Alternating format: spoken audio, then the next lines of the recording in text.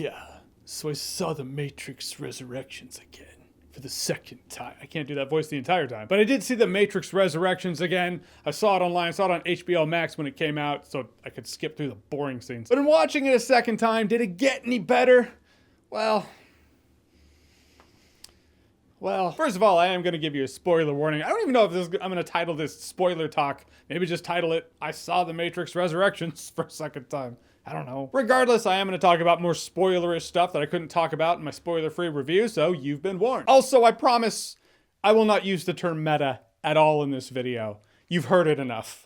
You don't need to hear it ever again. If you hear it in 3 lifetimes, it'll be too soon. But I will say, upon second viewing, it was interesting to see those concepts that, I mean, granted, I saw them in the first viewing, but it's those moments where you see something there. You're like, I felt like this movie started out as an interesting concept.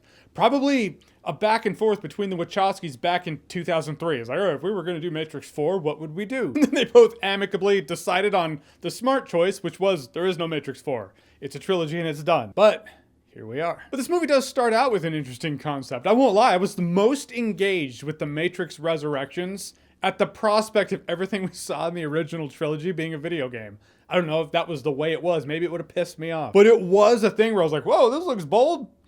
Let's see where this goes. Let's see where this train takes us. Not like bad CGI train, but, you know, plot train. But then the movie just kept going and wound up with its head up its own ass. This movie felt like, you ever bounce ideas off of someone? Maybe you're talking philosophy. I don't know. Maybe you're super stoned. But you know when someone talks and at first you're like, oh, you got something here. All right.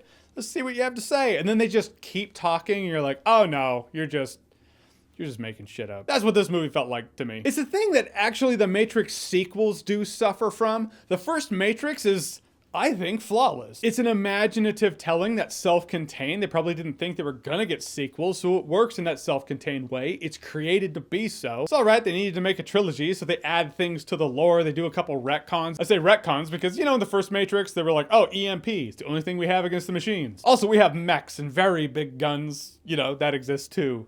Forgot to mention that. So the Wachowskis have always just pulled things out of thin air. It causes the audience, at least myself, to be like, wait a minute, wait, what? Doesn't change the fact that The Matrix Resurrection started out with some interesting concepts on the table. One thing I did like is the Neil Patrick Harris dynamic. I didn't like everything about the guy. Like, when you're looking at him and comparing him to Colonel Sanders, you're like, well, you are a step back. I like the original architect. The way the guy talked, you could tell, you're like, yeah, you are above human beings. Neil Patrick Harris's character looks like he's taken over as the new architect. He keeps talking about my predecessor and he was all about precision. He didn't like human nature. So it looks like he's the new guy. But he also doesn't have that commanding presence. You know, he talks and acts like he's a product of the Matrix. We've gone from Colonel's original recipe to spicy. He does have a great monologue though. That monologue he has about human nature and how feelings supersede facts and the only reality people are concerned with is the one that we create up there. I was like, this is true. I don't know if it's trying to go for that thing where it's like, a villain said it, you're not supposed to agree, but I totally and completely 150%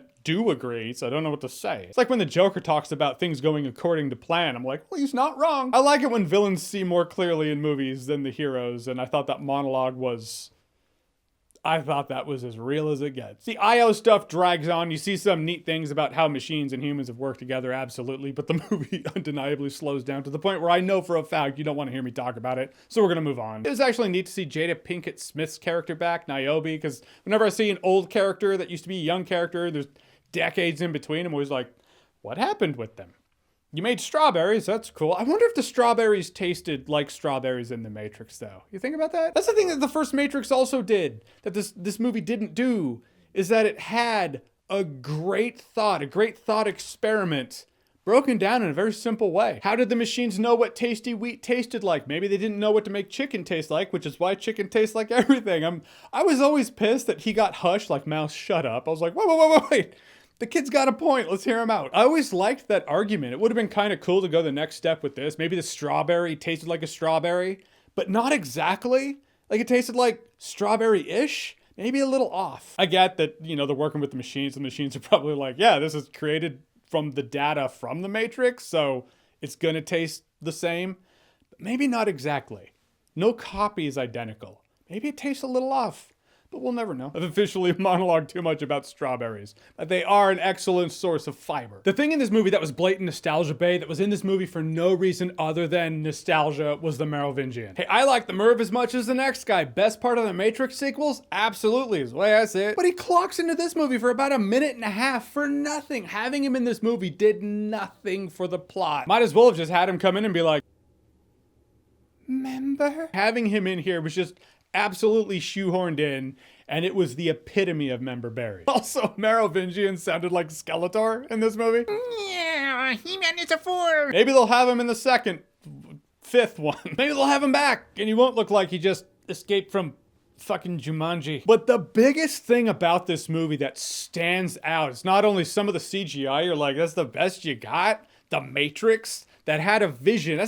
That's why bad CGI and bad choreography in this movie are such a letdown. They hit so much harder than other movies that have those problems, because The Matrix was a vision that had to create new technology to get the job done, to have that vision on screen. You can't go from that kind of filmmaking to some basic ass shit like this. I mean, you can, but it's a letdown. You think of the other Matrix movies, how would they have made a character look if they were getting disoriented and things started to get euphoric? Do you think they would have done some basic ass choppy frame rate 1995 effect like they did in The Matrix Resurrections? Because they did in The Matrix Resurrections. That's kind of what this movie felt like, actually, now that I mention it. It does feel like a Matrix fan film. At a point in this movie, it felt like a Matrix parody. And the martial arts. Martial arts and Matrix, it's such a great and wonderful marriage. I would say that's a better love story than Trinity and Neo. It's The Matrix and martial arts. The Matrix has always been this aggregate, this amalgamation of genres that defied genre. It's sci-fi, it's gunfighting, it's martial arts. The martial arts is definitely a flavor of The Matrix. And those martial arts fights in the other Matrix movies, they were so clean, they were buttery smooth. The fighting in this movie, it didn't feel like martial arts. There were fights, yeah, but they didn't feel like martial arts flavor in this movie. It didn't feel like a martial arts segment. Unlike the other Matrix movies, which absolutely flawlessly blended that vibe. The ballet of gunfighting and martial arts fights that were in the other Matrix movies, completely gone in The Matrix Resurrection. This just felt like basic 2021 choppy fighting. It was like, whatever. And that's a loss that keeps this movie from feeling like a proper Matrix movie to me. And in the end, Neo is the one of two. Neo and Trinity, they have this bond. They complete a circuit, so to speak. They're like a yin and yang. Neo's the yin to many people's yangs in the Matrix universe. Smith, Trinity, it's the way he is. He's like, yeah, I just complete people. What can I say? So in the end, yeah, they jump off the roof and Trinity is actually the one holding Neo. Neo's like, I'm not doing this.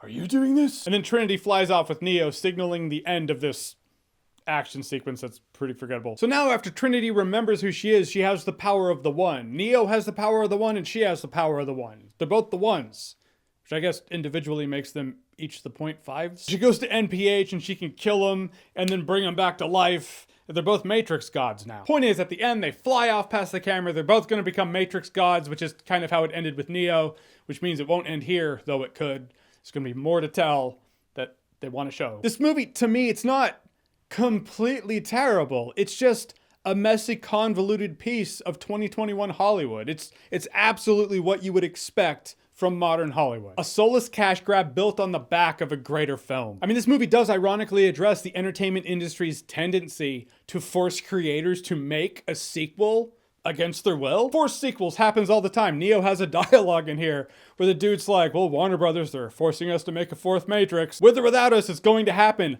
I don't know if that's a dialogue that happened with Lana Wachowski or both of the Wachowskis. I don't know, but in a world where artists pull from what they know, what is one to assume? In that, I feel bad if it did. Like, that sucks, you know? It sucks to be in a position where it's like, I have no inspiration to make something, but the studio's kind of making it happen, so I guess I have to do it. Admittedly, it's what this movie ended up feeling like. So that's it. That's my take. Don't hate this movie more than any movie in the history of movies, but it is incredibly disappointing, which just, it makes me sad. It's meh. That's the name of it. The Matrix. That was a total dad joke. I'm so sorry. I'm allowed a dad joke to close out the year 2021. But The Matrix Resurrections, again, have you seen it? What did you think about it? What's your favorite, least favorite parts? What did you like about it? What didn't you like about it? Whatever you think, comment below, let me know. And as always, if you like what you've seen here and you want to see more, click right here to see more.